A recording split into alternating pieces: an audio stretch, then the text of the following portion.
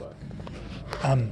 Well, we don't have any of the stuff that we need right now, so Gotcha. we're gonna have to buy it. But yeah, There's two different ways you can go about it. You can either do a hardware synth-based stuff, or you Okay. can do software. Yeah. I personally gone the software route. It gives you a lot more capability from what you're able to do on there. Okay. And so here's what you need. If you're going the software route, I'm going to recommend a MacBook Pro, which we can actually order, or you guys can get from Best Buy or anything like that. Does RAM matter?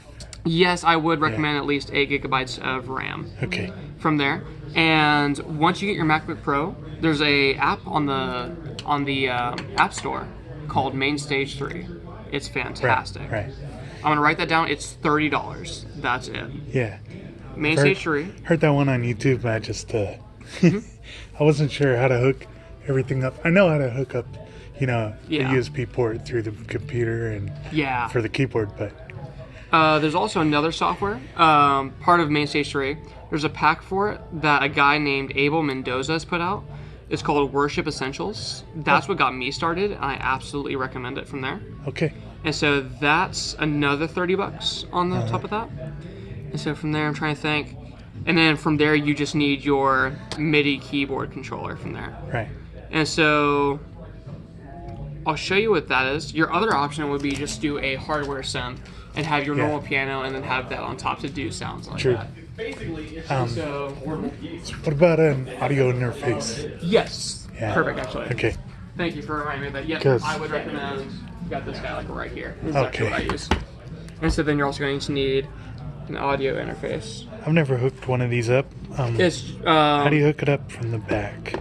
Are there any plugs on the back? yeah. In fact, Yeah. what you would do on the whole thing, if you're using Mac, it's going to make it way easier. Okay. All you would do is you would run it from right here. So you would have a USB cable that plugs in from this guy right here into your MacBook. And then you can plug out from either one of these guys right here into a DI box. And from that DI box, run to your house and your set. Okay. That's it. So it doesn't have a microphone out? It doesn't have an XLR out. Right. It just has quarter-inch outs. Okay. Yeah. Making sure. Yeah.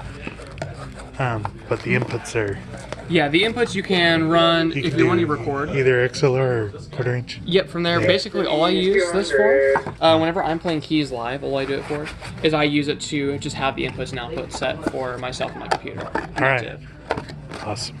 And another thing about this is, do you hook this up to the keyboard before you hook it into the computer, or the other way around? Nope, it's going to be, it kind of depends on what kind of keyboard you're using. If you're using a MIDI controller, Yeah, which that's is a the key, idea. yeah, if you're just using that, you'll plug that into your computer, and then you'll plug this guy separately into your computer. So I'll take it both through your USB ports from there. All right. And so that's all you need to do. All right. That's all I've done. And it makes it way easier. Do you guys already So have it? it goes from the computer into the system through this, right? Exactly. Gotcha. You just have to go in within the software, set your output from there to be this guy, and that's it. All right. That's it. Awesome. Sweet, man. So were you gonna show me something about MIDI? Yes. Do you guys already have your MIDI controller? No, we don't. Gotcha. Yeah.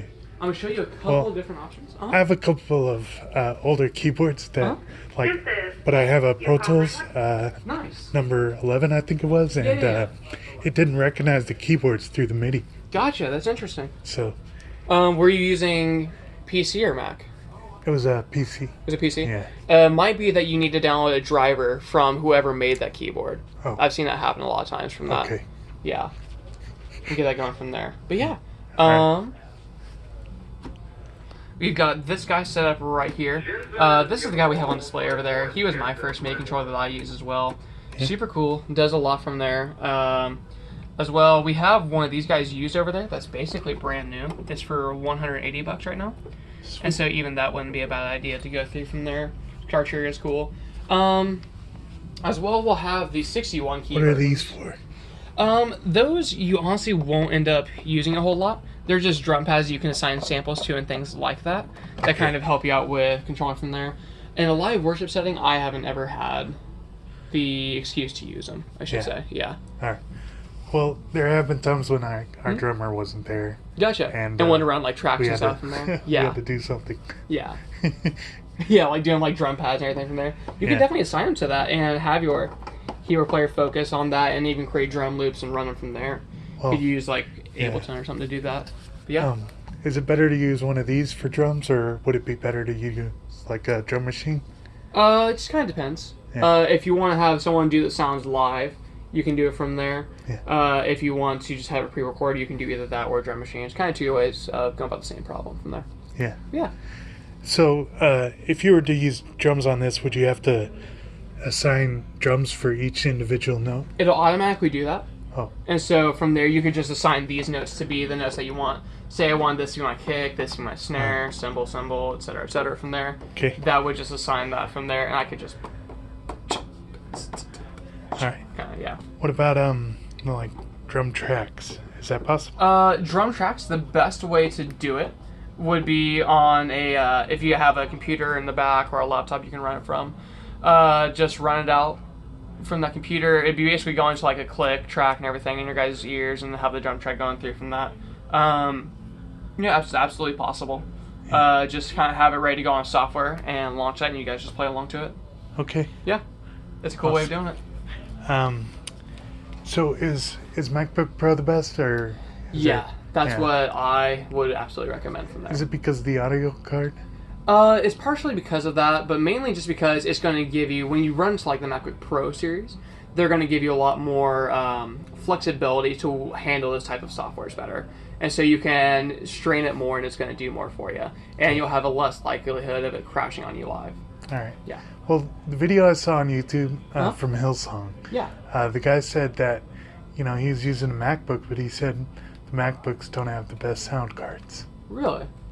I guess that's why he went into his audio interface. Yeah, well, that's why I use the audio interface as well, because really that's going to be taking care of that from there. Because as long as it takes away latency from there, you don't have that kind of issue going. You'll be okay, because that's all going to be processing through that anyway.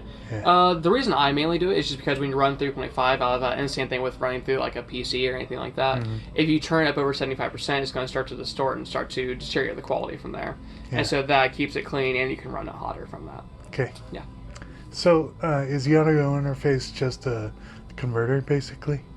Essentially, yeah. That's more or less what I'm using it for that purpose. When I'm using it live, I use it to not using it live. When I use it to record stuff, I use it more so to its ability from that, where I'm actually recording like vocal stuff or recording instrumental stuff from there. And so, but as far as this, it's a converter, and I think it works the best out of it than just using cables for it. All right. But yeah.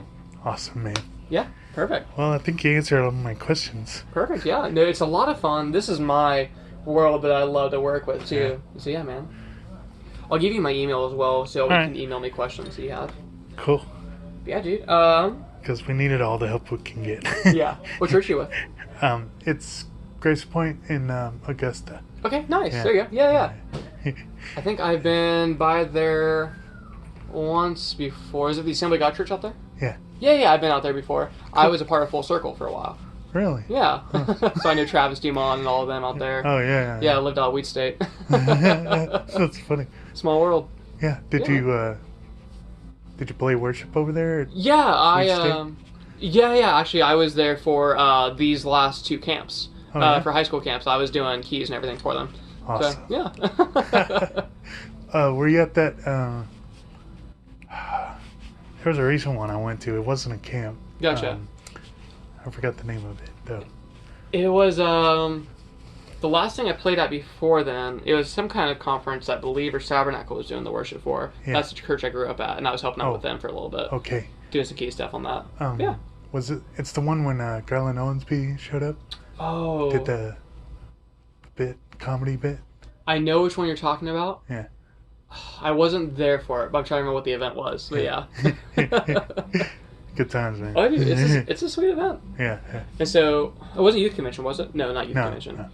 Because they had a different comedian for that a couple years ago. But yeah, either way. Yeah, all the KYM stuff is awesome. Yeah, I know. I love it, man. Yeah. All right. Well, thanks for all your help, man. Yeah, of course, man. I really appreciate it. Cody? Cody, it's nice to meet you, dude. Nice to meet you, too.